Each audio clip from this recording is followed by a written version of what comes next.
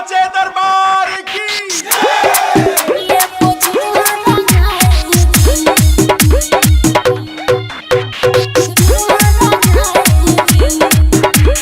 जहान के मालिन दुआर हो लाई देनी और हुलावा के हार हो लाई देनी और हुलावा के हार हो जहान के मालिन दुआर हो लाई देनी और हुलावा के हार हो सुनी सोनावा के झुलवा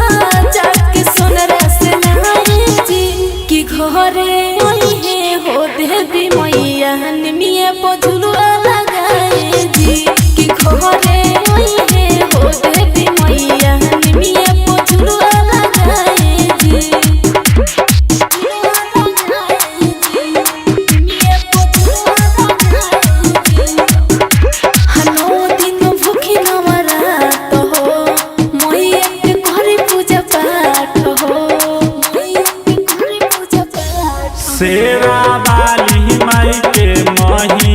माया पार बाटे हो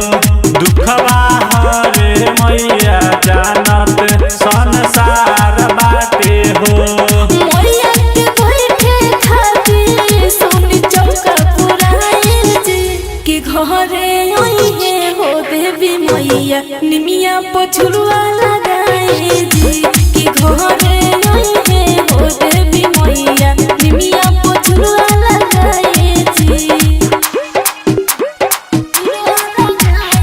recording by Krishna studio Muzaffarpur.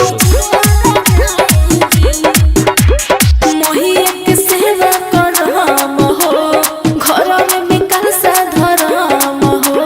घर में बिकल सा धरम हम जाई के बाजारे सब कुछ लाई दे हब हो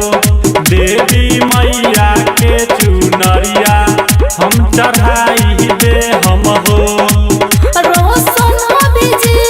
तो लाल चुनरी मनाए जी कि घरे आई है हो देवी मैया निमिया पो झुलवा लगाए जी